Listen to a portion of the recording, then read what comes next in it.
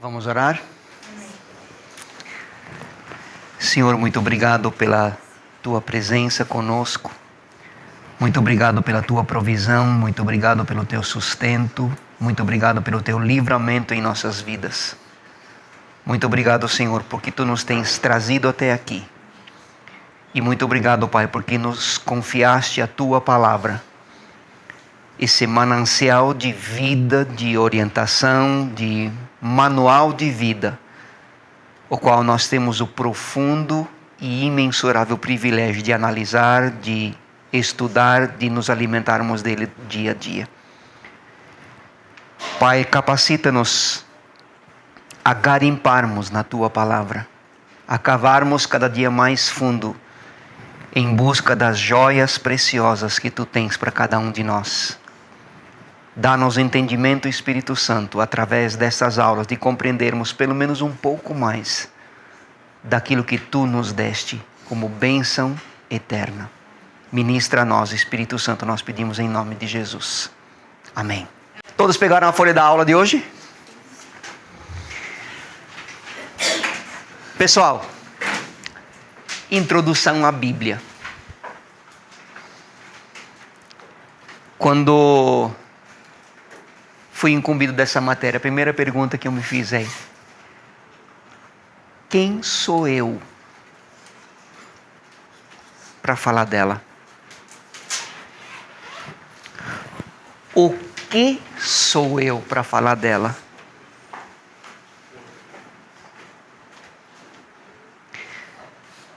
É algo tão profundo, tão intenso, tão divino, tão santo, que eu acho que nós deveríamos pensar muito bem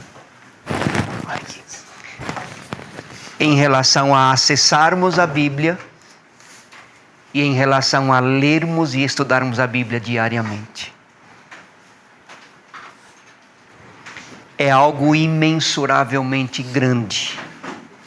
Só para vocês terem uma ideia, o que a gente já leu 1 milhão de vezes.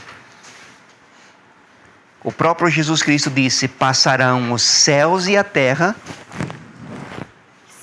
porém a minha palavra jamais passará.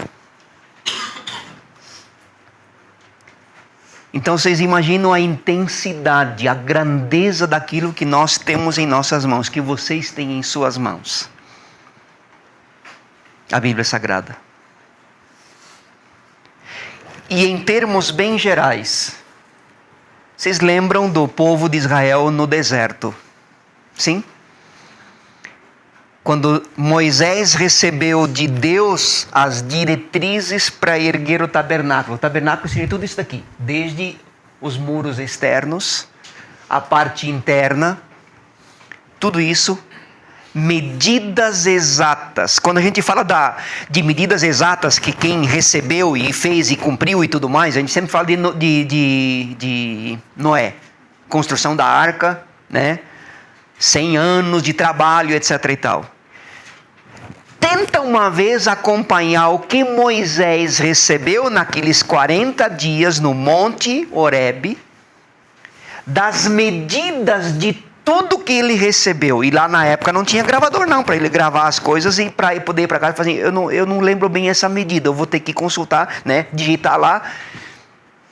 Não tinha.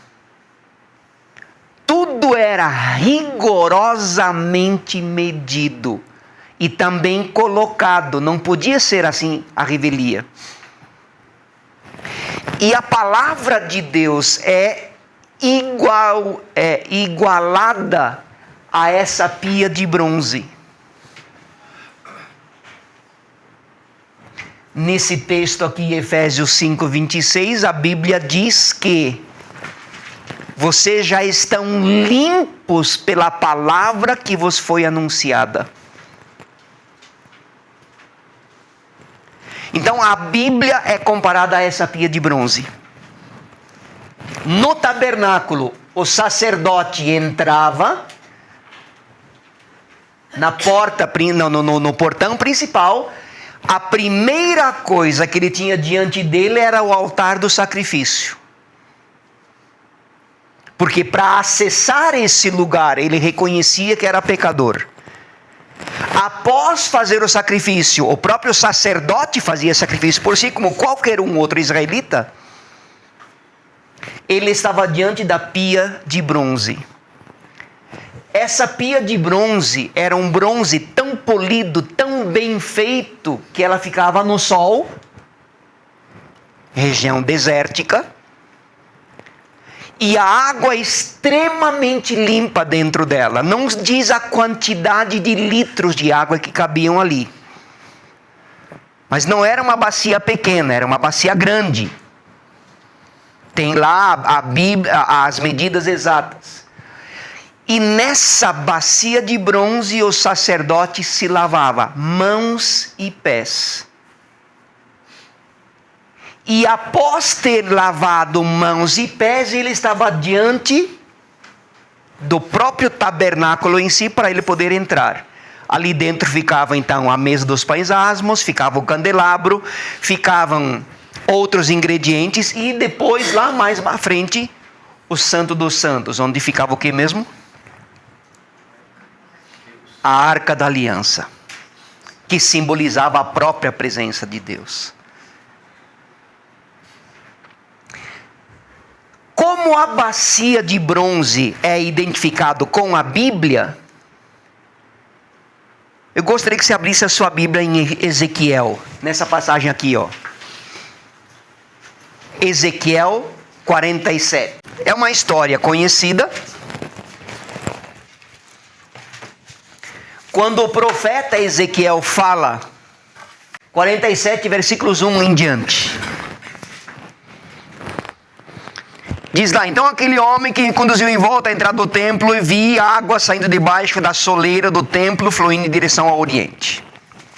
E aí ele descreve, né? Versículo 3. O homem deslocou-se para o lado oriental com uma corda de medir na sua mão. E enquanto se movia, totalizou 1000 côvados. Isso é cerca de 500 metros. Um côvado era isso daqui, da ponta do dedo até o cotovelo. A medida de um côvado, cerca de 50 centímetros. De forma geral, 50 centímetros. Se formos pegar de forma bem exata, daria um pouquinho mais de 48. Mas media-se, naquela época não tinha metro, nem centímetro, era côvados e palmos. Então um côvado, ele diz aí, mediu 1000 côvados, cerca de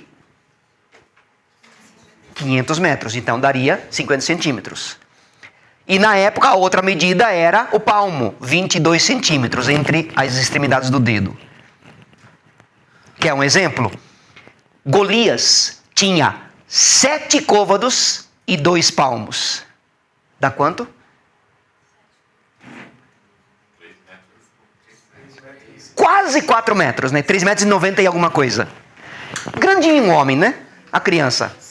Hã? Então ele mediu 500 metros e me fez passar pelas águas que batiam aonde? Tornozelos. Versículo 4. De novo mediu mais 500 metros e conduziu-me pela água, que chegava até o joelho. Mediu então mais 500 metros e me levou pela água que batia na cintura. Ainda mediu mais 500 metros e agora era um rio que não se conseguia atravessar andando, porque a água havia subido muito e já era tão profunda que só se podia atravessar a nado. Um rio que não se podia vencer apenas caminhando. Olha aqui para mim, preste atenção. Primeira parte, aonde? Tornozelo, depois joelho, depois cintura, depois não dava mais pé, só a nado. Essa é a ideia da bacia de bronze, essa é a ideia da palavra. E a minha pergunta para os senhores aqui é: quanto eu tenho lido da palavra? Essa ideia de Ezequiel de entrar nos tornozelos, nos joelhos, na cintura. Tem uma outra tradução que diz até os lombos. É uma expressão exata do que eu preciso da palavra no meu dia a dia.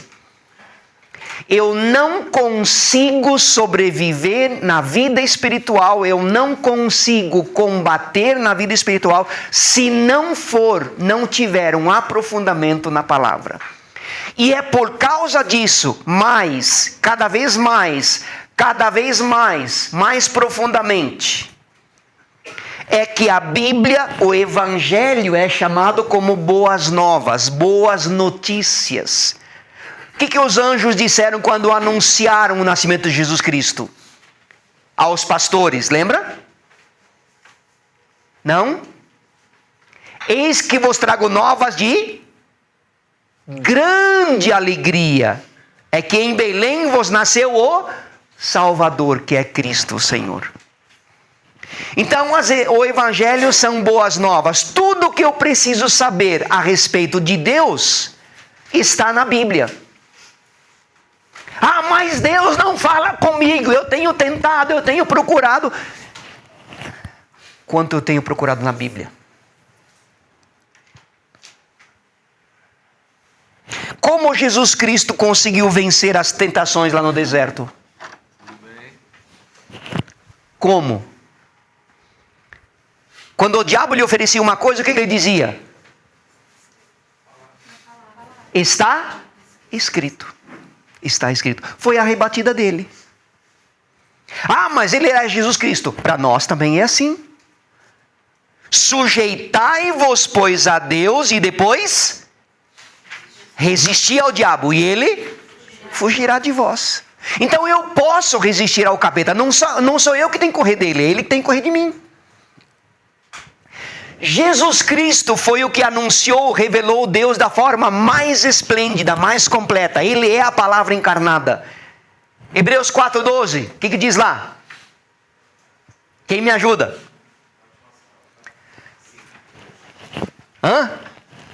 A palavra de Deus é como uma... Vamos lá, para Hebreus. Hebreus 4:12, bem rapidão.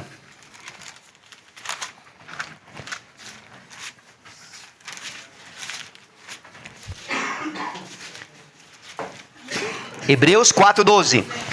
A palavra de Deus é viva e eficaz, mais cortante do que qualquer espada capaz de penetrar ao ponto de dividir alma, espírito, juntas e medulas, e é sensível para perceber os pensamentos e intenções do meu coração.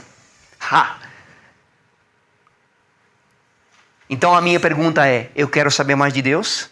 Quanto eu sei da palavra? Quanto eu me interesso da palavra? Quanto eu busco na palavra, quanto eu me instruo na palavra, quanto eu estudo a palavra. Qual a minha primeira atitude quando eu tenho o meu momento de meditação, de oração? Pelo menos eu imagino que isso tenha sido uma regra sua durante o dia, cada dia, pelo menos alguns minutos. Minha primeira atitude é, antes de abrir a Bíblia, Espírito Santo ministra o meu coração. Antes de abrir. Fala ao meu coração. E aí eu vou para a meditação, que a igreja coloca à disposição para que nós a façamos diariamente. E a partir então da meditação, o Espírito Santo vai revelando. E de repente vem aquela coisa na tua cabeça, fala assim: puxa, mas eu li esse texto já 200 vezes e nunca percebi isso. Por que não? Porque eu não estava maduro para aprender. Às vezes Deus só nos ensina quando eu estou verdadeiramente apto para entender aquele recado. O próprio Jesus Cristo, quando ensinava, Marcos 1:22, né? E todos ficaram maravilhados com o seu ensino, pois lhe ensinava como quem tem autoridade, e não como os escribas e fariseus. Então a minha pergunta volta a ser: quanto eu tenho estudado, lido a Bíblia? Quanto eu tenho orado, buscado, pedido para aprender? Quanto eu tenho entrado nesse rio? Continuo depois de 2, 3, 5, 10 anos até o tornozelo?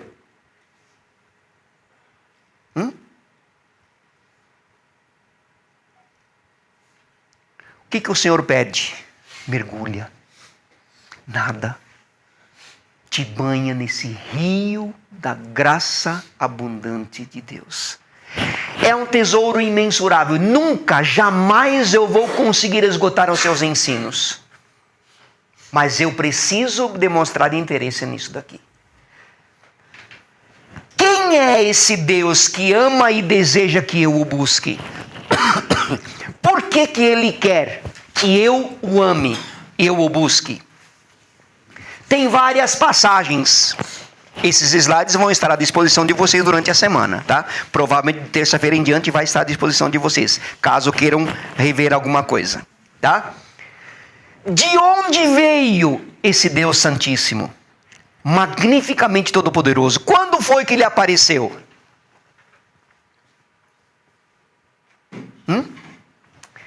Para Moisés, lá no deserto, Ele se apresenta como quem? Lembra? Moisés pergunta para Deus, depois que Ele o chama: escuta, eu vou, tudo bem, eu aceito, eu vou até no faraó, mas que Deus que eu vou apresentar para ele? E Deus disse: vá lá e diz para ele que eu sou. Se nós disséssemos hoje, aqui, agora, dia 7 de julho de 2019, alguém perguntasse lá na rua: que Deus é o teu Deus? O que você diria?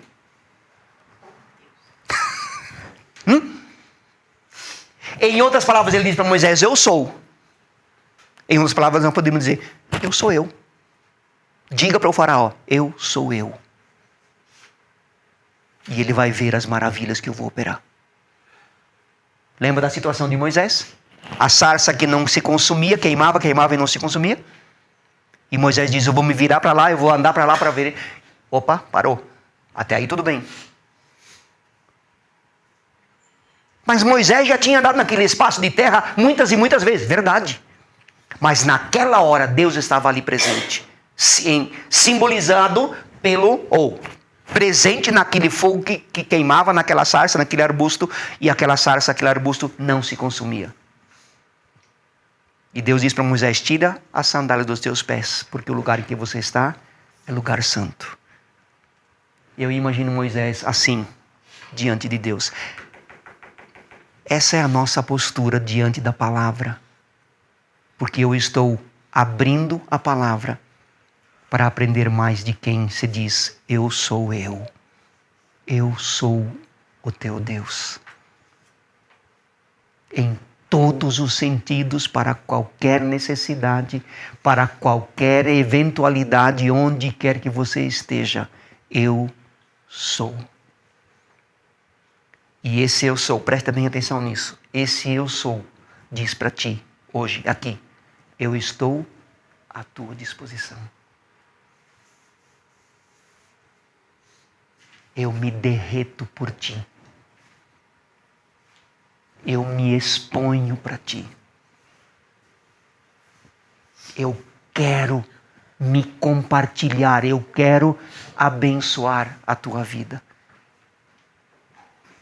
Não sou eu que preciso correr atrás das bênçãos, as bênçãos vão correr atrás de mim, atrás de ti. Esse Deus quer nos abençoar. Isaías descreve 2 vezes a grandeza desse Deus. Ele não consegue explicar. Isaías 40, 12 a 31. Não vamos ler esse texto, que é um pouco longo, só para você imaginar. Como é o seu nome? Luiz. Luiz, quem souber aí me ajuda. Hoje, para medir uma distância assim, imensuravelmente gigantesca, na física, a gente usa que medida? Na física. Anos-luz. Anos-luz. É muito longe. O mineiro fala assim: é logo ali. Anos-luz é depois do logo ali. É um pouco mais para frente. Interessante que em Isaías 40, o profeta diz, Deus se apresentando para Isaías, e diz: por acaso tu já viu alguém medir o tamanho do universo a palmos? Está lá, em Isaías 40, desse texto aí. E ele diz mais: por acaso você já viu alguém colocar a água dos oceanos e mares na concha de sua mão? Você fala assim, um bonzona, hein? Maior do que do Juliano.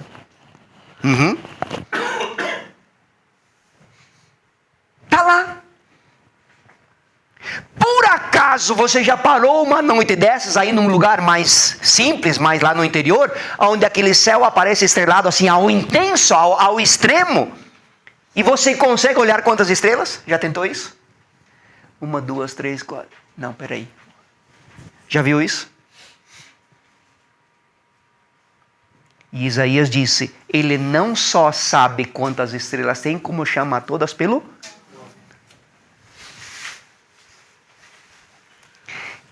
Eu me derreto por ti. Deus se dá a nós.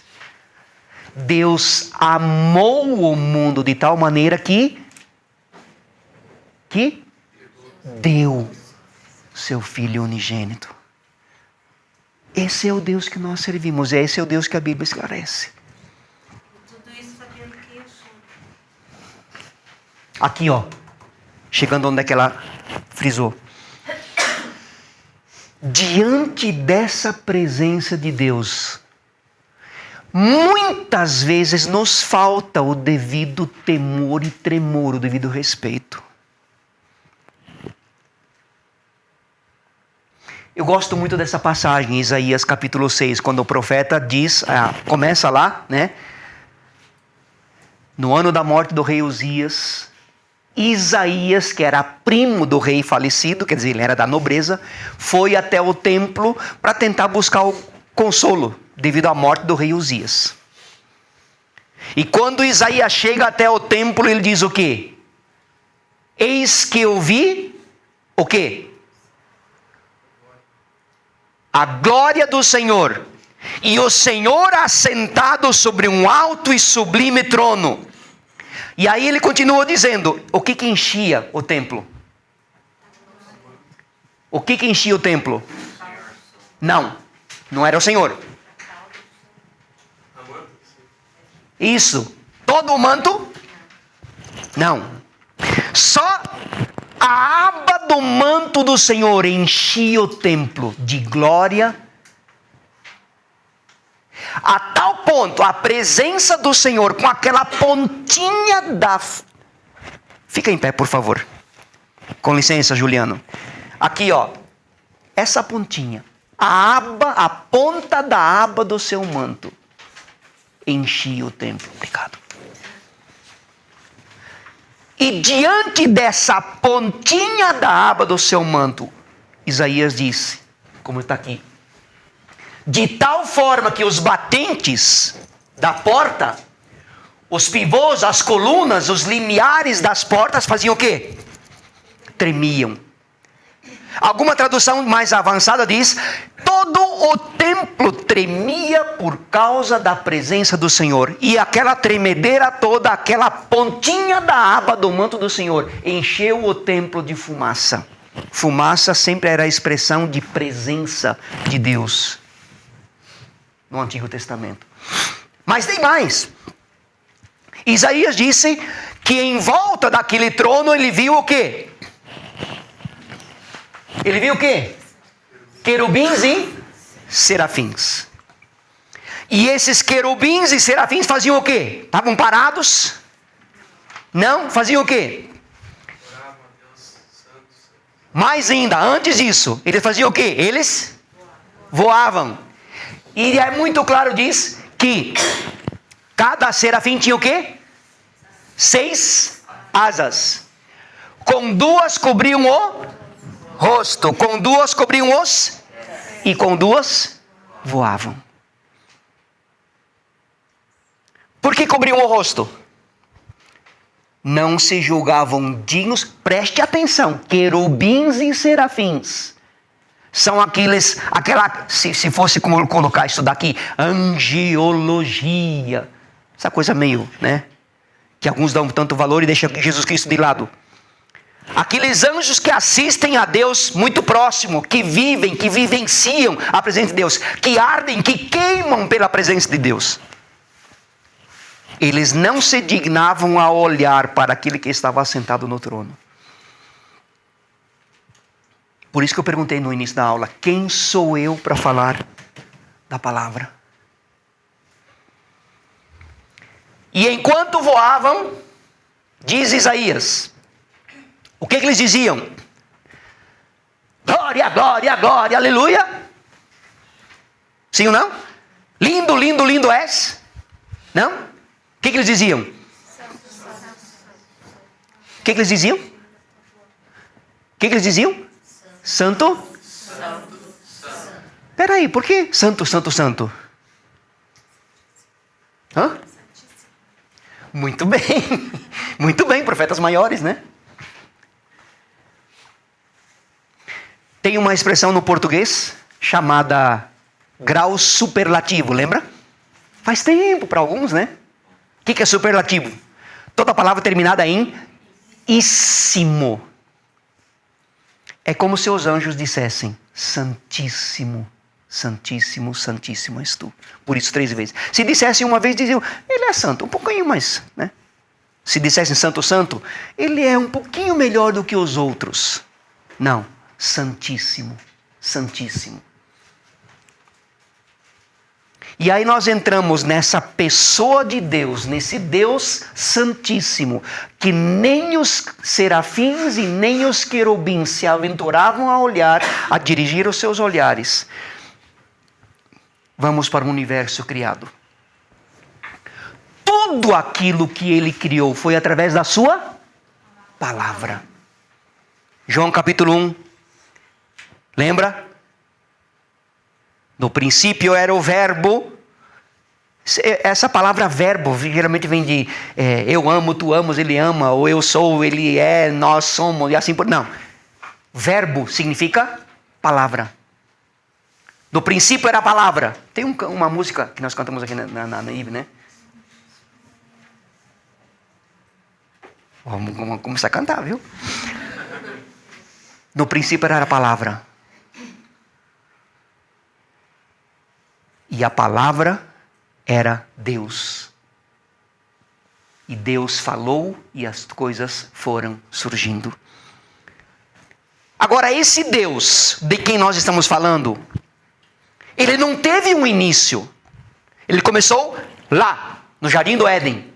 Um pouquinho antes de criar Adão e Eva. O que nós sabemos é que antes de tudo existir, Deus já estava lá. Antes do tudo, Deus já existia. Como explicar isso? Gênesis 1:1. Ele é altamente científico, porque nos remete a um Criador, indicando que há uma origem, há uma causa, há um causador. Ele, Deus, por Jesus Cristo. Ele estava lá, ele trouxe tudo à existência com um propósito específico.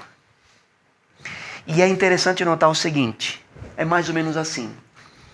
Se o início do tempo foi aqui nesse relógio, Deus já existia antes. Antes do princípio do tempo, Deus já existia. Antes que o houvesse, lembra outra música? Ele já era Deus. Oh, glória! Você consegue imaginar a grandeza daquilo que te cabe como bênção de buscar ao Senhor dia a dia, sem nenhuma reserva? Onde o início começa, Deus já existia. E tem esse Deus que já existia antes de tudo começar, ele tem uma paixão. Tu. Eu quero que por toda a eternidade, o Juliano, o Luiz, o Júlio, o Kleber, Fabiano, seu Valdir, as madames daqui, eu quero que eles estejam comigo, porque assim é que eu estarei com plena alegria. Espera aí! Aquele Deus que mede o universo inteiro a palmos, que segura as águas dos oceanos todos na concha da sua mão, que sabe o nome de cada estrela, colocou cada estrela no seu lugar e dirige tudo magnificamente até hoje, Ele me quer com Ele? Sim.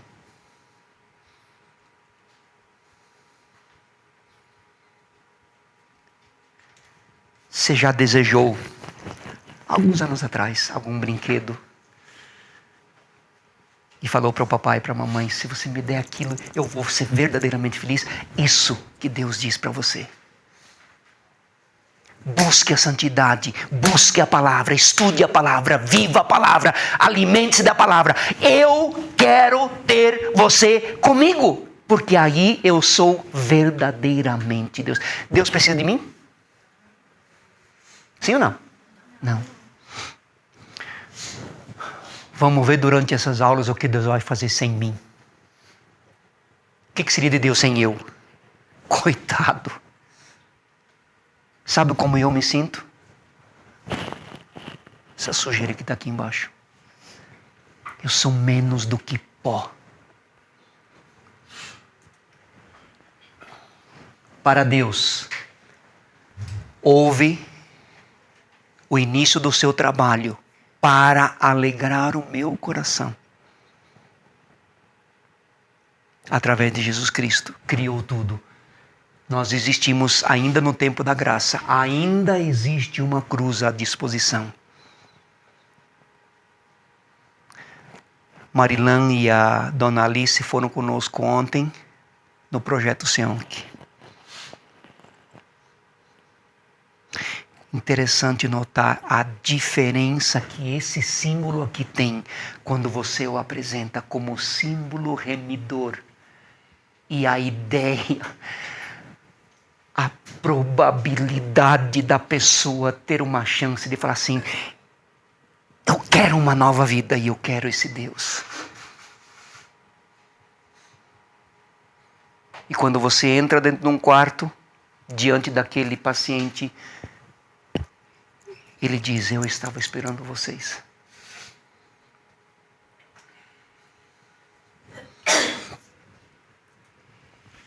Onde o início começa, já se esgotou completamente o pensar e o imaginar do ser humano. Deus é um ser intencional. A Bíblia diz lá em Gênesis: Ele falou e tudo se fez. E a Bíblia não é um livro de faz de conta. A Bíblia não é um livro de lenda, cheio de histórias que, na verdade, são duvidosamente colocadas aqui, que vai saber se realmente aconteceram. Não, a Bíblia é um livro real, conta uma história real. As pessoas que ela narra são pessoas reais. Ah, professor, duvido, deu dó, porque lá dizia que viviam 900 anos. Para com isso, isso é piada. Não.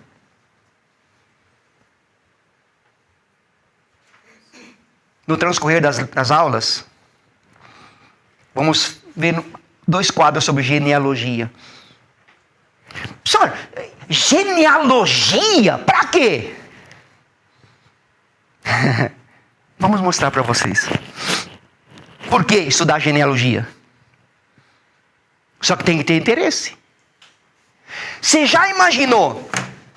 Abraão foi papai de Isaac quantos anos? Com quantos anos? 100 anos. A Sarinha, mulher direita, cheia de vida, de curvas, né?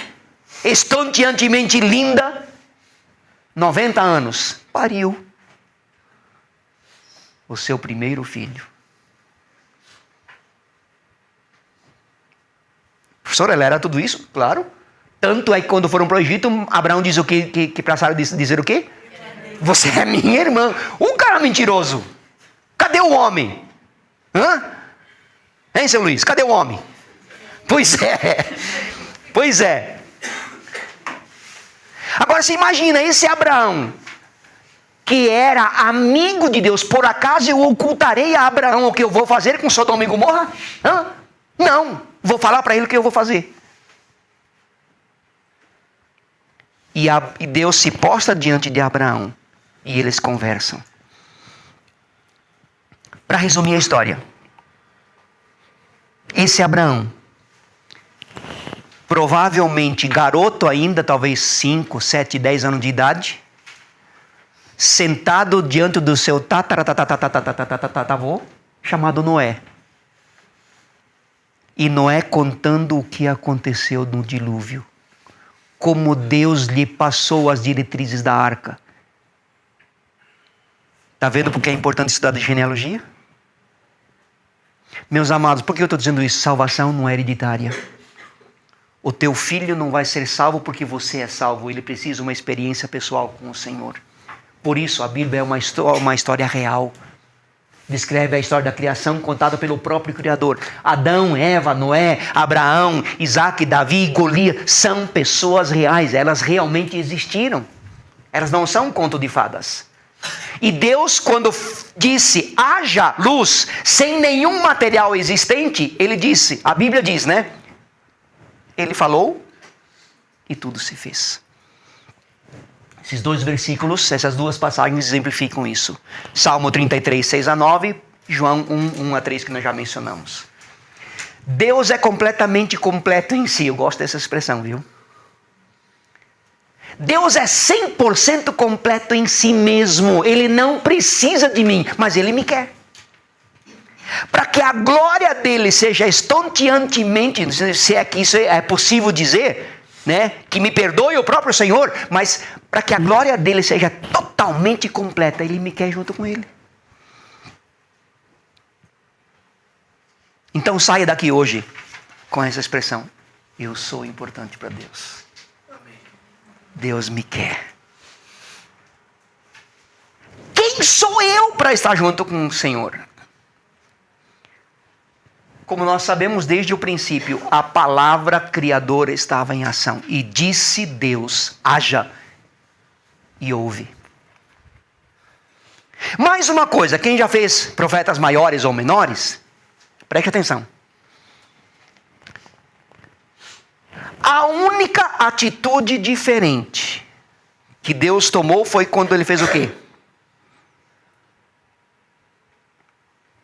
Haja luz e houve luz. Hajam vegetais e houveram vegetais. Hajam animais e houveram animais. Hajam luminares e houveram luminares. Haja etc e tal. Diferença de dia e noite, mar e terra, tudo era bom. Tudo era bom. E isso aconteceu. Única atitude diferente de Deus? Quando criou o quê? O homem. Deus criou o homem e Ele disse, façamos o homem a nossa imagem. E Deus colocou a mão na massa. Fez um pouco de barro, de terra e moldou a você e a mim. O que eu quero dizer com isso? Tu tens no teu corpo as digitais de Deus. As digitais de Deus estão em ti. Nenhum animal tem essas digitais, esses sinais da presença de Deus. Nenhum, só o ser humano. Quem aqui fez o projeto 40 dias? Oh, glória a Deus. 40 dias, você foi criado com um propósito. Você não foi criado em série, tipo, vamos criar 10 mil Neri, Deus me guarde. Né? Vamos criar 3 mil Valdir. Melhor não, né? Você é único. Preste atenção numa coisa. Para as mamães aqui. Quem é mamãe? Levante a mão aqui. As outras ainda serão. Preste atenção numa coisa. Quando o teu bebê era pequenininho, será que está vivo ou está morto? Você ia lá bem pertinho assim para ver se estava respirando? Sim, colocava a mão bem pertinho, ou então via a barriguinha subindo, o respirar dele, ou então o batimento cardíaco. quando Deus ouve o teu coração bater, lá da eternidade, lá do seu trono, Ele sabe que esse coração que está batendo é o teu. Porque não existe batimento cardíaco igual ao teu. Quando Ele ouve aquele coração bater, fala assim, é o Kleber. Ele está bem. Glória a Deus. Esse é o Deus que nós adoramos. Como um ser não criado criou tudo? Sem nenhum material existente. Agora, para que Deus criou? Por que Deus criou todas as coisas? Por que Deus criou todas as coisas? Um propósito todo específico. Vem lá para Gênesis 1, né? No princípio, em João, né? Era o verbo e o verbo era Deus e o verbo estava com Deus, né? Em Gênesis 1:1. Bereshit bara tohu vabohu. A terra era sem forma e vazia e Deus deu. Olha o que diz Isaías 45:18. Porque assim diz o Senhor, o único Deus que criou os céus e a terra e as estabeleceu. Ele não fez a terra para ser um caos, mas para ser habitada, porque eu sou o Senhor e não há outro. Meu amado, quando Deus continuar, enquanto Deus for o teu Deus, a terra que tu habitas vai ser próspera. Porque essa é a promessa dele. E essas promessas que a palavra contém, se cumprem na tua vida, quando nós andamos em temor e tremor. Salmo 115:16, os céus são os céus do Senhor, mas a terra Ele deu aos homens. E aí eles estragaram tudo. Infelizmente. Mas eu consigo restaurar o meu lugar onde eu habito, que o Senhor me deu, onde eu trabalho, eu consigo ali ser luz. Mateus capítulo 5, ele disse, né? Vós sois o sal da terra. Para que serve o sal?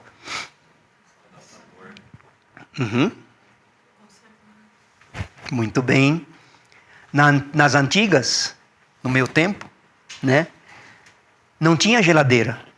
E a única forma de conservar as carnes eram salgando. Você consegue entender a dimensão dessa palavra, vós sois o sal da terra? Deus te colocou naquele trabalho, naquela escola, naquela empresa, naquele lugar onde você mora, onde você trabalha, onde você convive, com esse propósito. Preservação. Então pensa aqui comigo, se Deus quer preservar o lugar em que você está, em que nós estamos, é porque por teu motivo Ele não acaba com isso de uma vez por todas. Pode uma hora dessa um avião cair naquele lugar, pode destruir tudo, pode acontecer um tremor de terra, pode acontecer um meteorito, um resto de meteorito cair naquele lugar. Nossa, vamos parar com isso. Não, Deus preserva aquele lugar por tua causa. Consegues entender a importância que tu tens? Como é possível um Deus santíssimo, magnificamente tremendo, todo-poderoso, com sua glória contundente, permitir que eu, Neri, fale dele? Como assim? Vocês lembram dessa história de Uzá? Conhece esse nome? Não. Davi, a arca havia sido roubada pelos filisteus. E Davi resolve, depois que Saul morreu, buscar a arca, estava na casa de Obed-Edom, para voltar, trazê-la de volta para Jerusalém. Aí ele faz uma carroça linda, maravilhosa, com bois assim, assado, e enfeita a carroça. E eu imagino assim, mais ou menos com essas procissões que você vê em alguns lugares por aí, né? Uma carroça, uma carruagem puxada por cavalos, ou então até um caminhão, e tudo enfeitado, cheio de flores e tudo mais, e a arca lá em cima.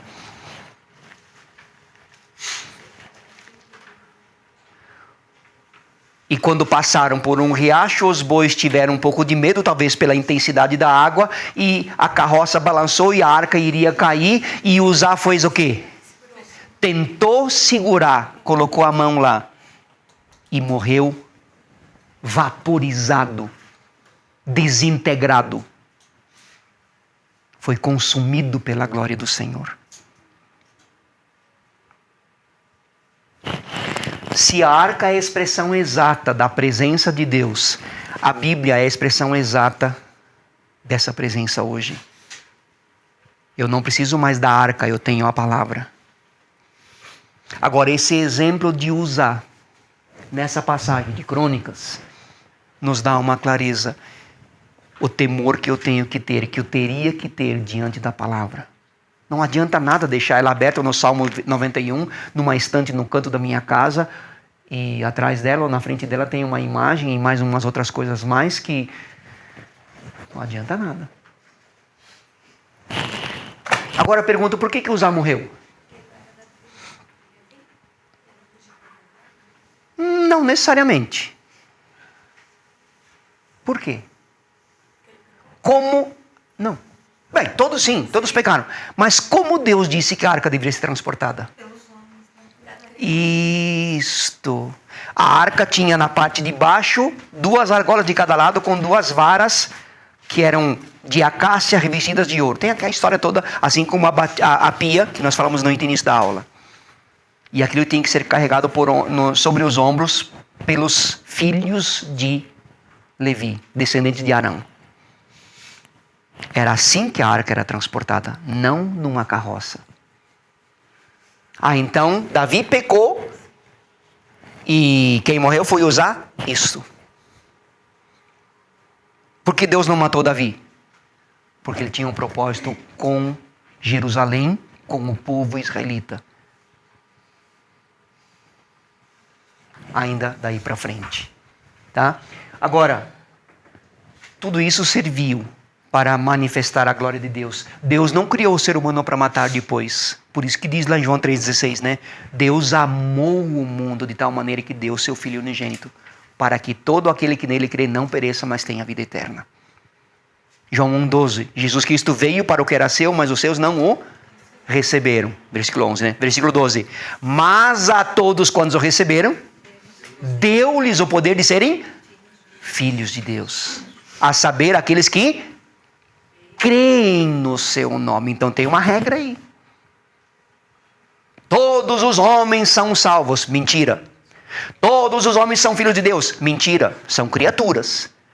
Mas a partir do momento de quando em diante eu me torno filho de Deus, quando eu creio, quando eu me entrego a Ele. Tá certo? A Bíblia é então a palavra de Deus. Como Deus se fez ouvir? E novamente eu pergunto, como um ser mortal, finito, com a mente cauterizada pelo meu pecado, pela minha própria postura, extremamente bitolado, como é que eu posso me aventurar a falar desse Deus? É o exemplo de usar diante da arca. De que forma é o meu comportamento? Hoje nós não estamos mais vivendo debaixo da lei, estamos na graça. Jesus Cristo aboliu todo aquele sistema, cumpriu aquele sistema e o cobriu com a sua presença. A Bíblia então é a revelação clara e definitiva de que Deus pessoalmente criou todas as coisas e todas as coisas vieram a existir. Eu gosto muito dessa passagem. Colossenses 1:15 a 19. Essas passagens, esses 4 versículos, o resumo é: Deus é. Ponto final. Tudo que eu preciso, tudo que eu imagino, tudo que eu desejo, tudo que eu quero, Ele é. E qualquer acusação satânica, diabólica, maligna, demoníaca contra mim é completamente apagada, porque Paulo diz em Romanos 8:1, nenhuma condenação há para os que estão em Cristo Jesus. Então, se você recebeu Jesus Cristo como Senhor e Salvador, você nasceu de novo, você se tornou filho de Deus. E não só isso, herdeiro de Deus e co-herdeiro com Cristo. Deus não apenas me adotou como filho, mas me colocou do lado do seu próprio Filho Jesus Cristo para ser herdeiro de tudo o que Ele dá ao Senhor. Portanto, a Bíblia é um conjunto de quantos livros? Quantos? 66. No Novo Testamento, no Velho Testamento tem quantos?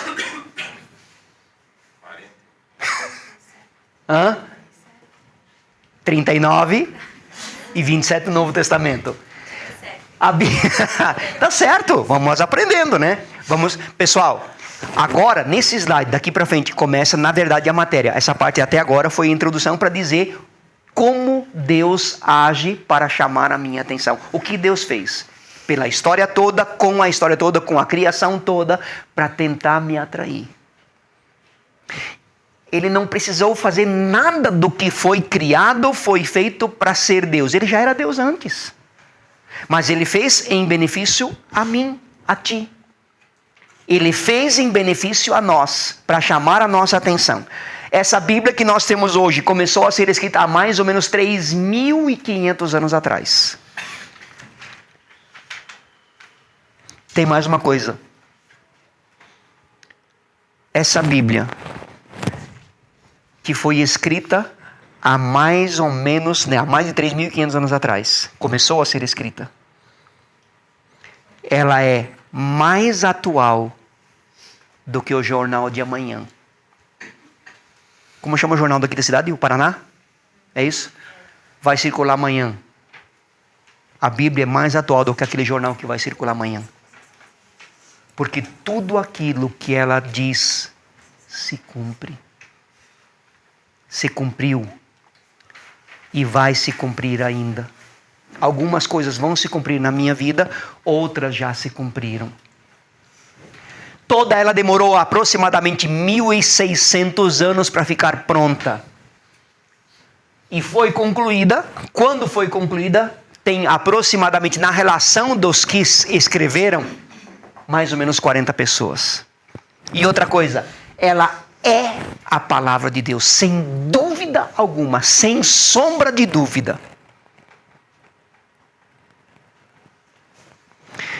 Eu tenho um colega de seminário que está na Índia. Falei sobre isso ontem no Projeto Seonk. Pedrinho está lá na Índia. A matéria posterior a essa, depois de terminar a história a introdução à Bíblia, vai ser a história da igreja. Eu vou mostrar essas imagens. Os indianos têm como animal sagrado, entre tantos, a vaca.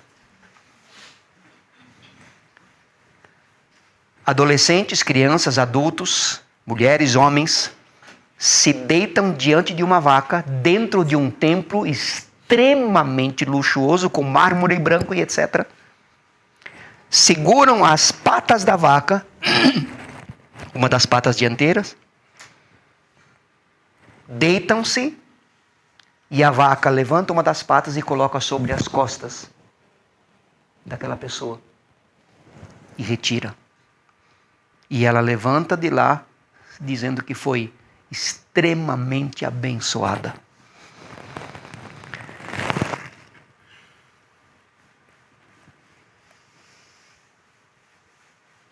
Você fala, isso é ridículo.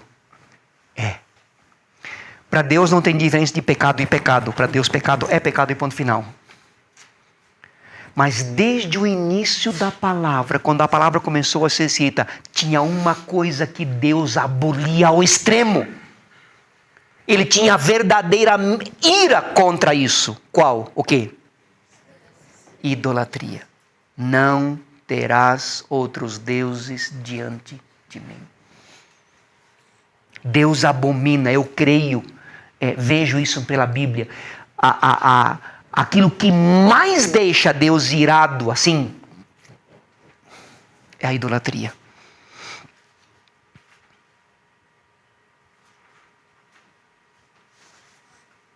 E muitas vezes nós temos alguns altares ainda que precisam ser mudados ou destruídos na minha casa, ou no meu bolso, ou na minha mente. Quem aqui fez CR já? Fui conselheiro já há vários anos, envolvido no próprio CR. Pastor, eu não consigo Eu quero, mas eu não consigo. Consegue. Primeiro item, poder de decisão. Eu quero. E a partir do momento em que você coloca isso como via de regra, você consegue. Porque a partir do momento que eu falo para Deus, eu não estou conseguindo por minhas próprias forças, Deus faz um milagre. A Bíblia é a palavra de Deus, sem sombra de dúvida, e ela foi inspirada por Deus. Continua. As 3 línguas iniciais nas quais ela foi escrita, isso é uma outra história, né? Hebraico, grego e aramaico são as 3 línguas iniciais pelas quais a Bíblia foi escrita de início. E é claro, através de Paulo, na época de Paulo, ela começou a ser já escrita em outros idiomas. Lembra do dia de Pentecostes? Como não havia essa difusão do que havia acontecido, Deus usa da sua misericórdia e põe naquele povo que estava lá em Jerusalém. Todos, o texto diz lá em Atos 2, todos falavam na língua da sua tribo, da sua aldeia, do seu povo. Falavam em línguas estranhas, então nós precisamos procurar línguas estranhas aqui na Níbia, aqui a gente não faz isso. Não! Jesus falou em línguas alguma vez? Língua estranha? Não? Não. Ora bola, se ele não falou é porque isso não é importante. E com certeza se ele tivesse dito alguma coisa a respeito, mesmo que ele não tivesse falado, né, tinha capacidade para isso, claro, ele é o autor de todas as línguas. Mas ele nunca falou sobre esse item. Uma pessoa falou para mim esses dias atrás, eu tenho buscado o dom de línguas há tanto tempo e comigo não acontece, Deus não me ama. Mentira, mentira do diabo. Deus te ama a tal ponto que ele deixou o filho dele morrer na cruz. Ele tirou os olhos por causa do meu e do teu pecado quando foram lançados sobre ele. Então não é uma busca que você tem que fazer. E se um dia você disseste, sim, Senhor, eu sou pecador e preciso nascer de novo, isso é novo nascimento. Quem opera essa mudança? Quem opera essa sensação? Quem opera essa decisão? O Espírito Santo. Quando ele vier, convencerá o mundo do pecado, da justiça e do juízo. É o Espírito Santo que faz. E eu não preciso clamar por línguas estranhas para fazer isso. Chegou até nós por cópias extremamente precisas e fiéis. A mais recente, a última sequência de cópias foi em 1947, no Mar Morto. Vamos ver isso na próxima aula.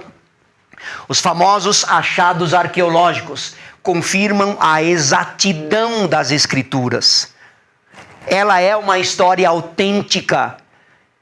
Ela aconteceu. O que a Bíblia narra, relata, aconteceu de verdade, não é migué. Não é apenas uma história de faz de conta, não é apenas uma lenda. Não, isso aconteceu de verdade.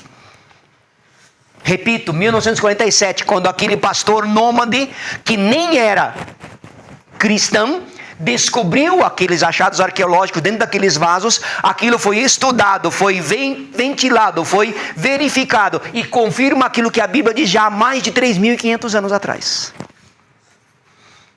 Mais uma coisa interessante, qual é o tema central da Bíblia? Qual é o tema central? Jesus Cristo. Jesus Cristo.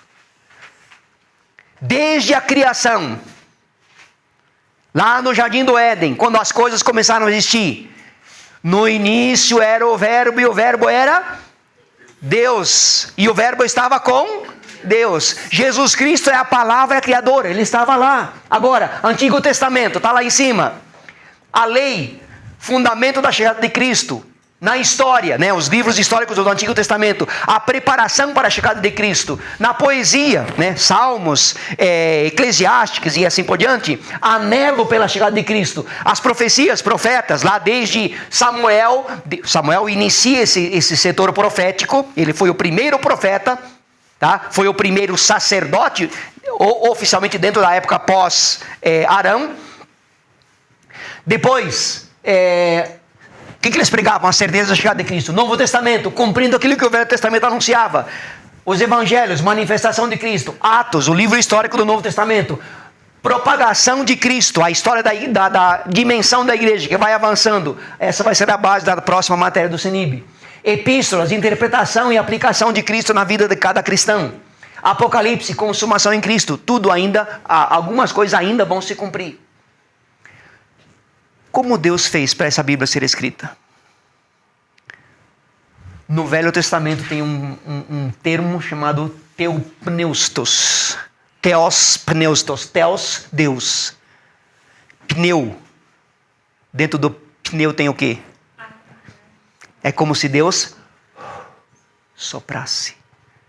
Deus soprou. O texto do Antigo Testamento foi soprado, foi colocado lá dentro, aqui dentro dos seres humanos que Deus escolheu a dedo para que eles escrevessem o que Ele queria que fosse escrito.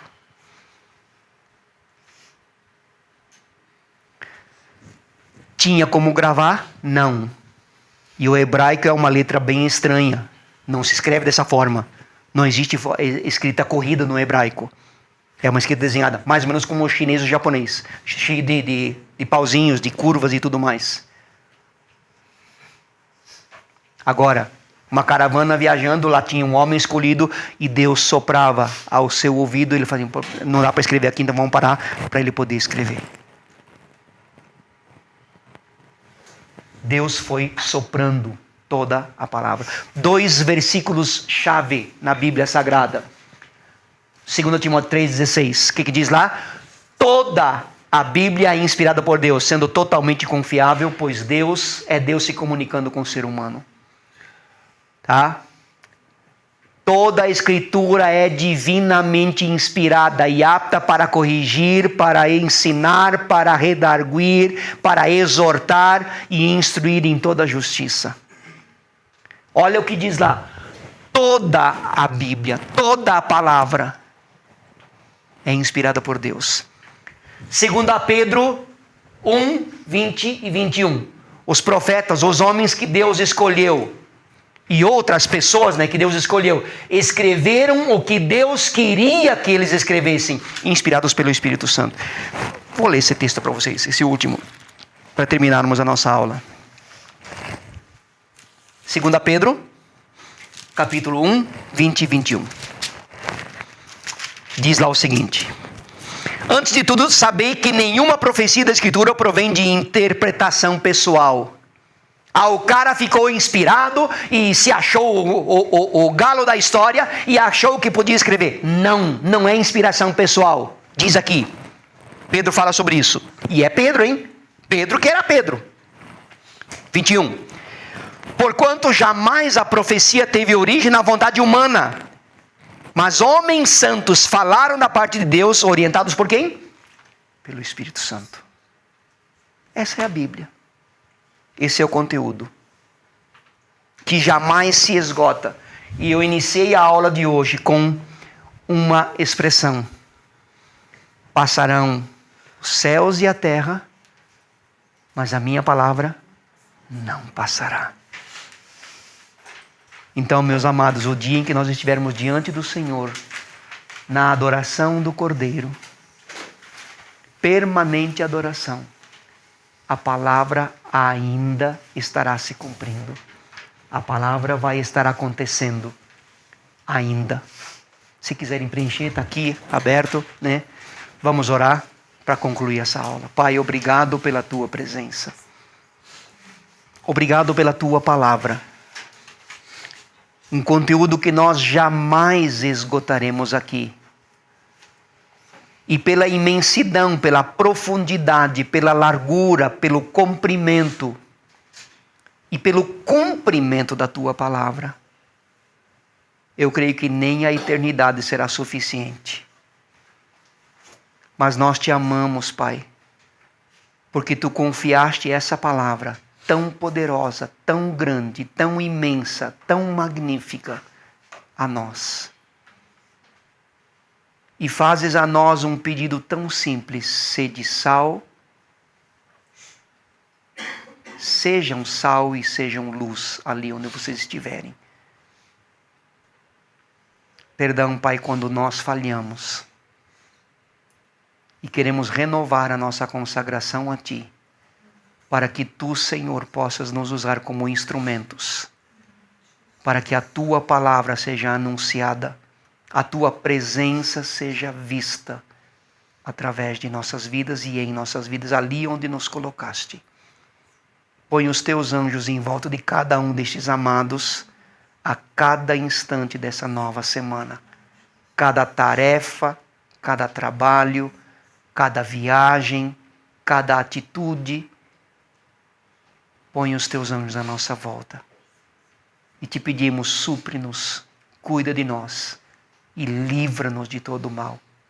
Em nome de Jesus Cristo. Amém. Deus abençoe.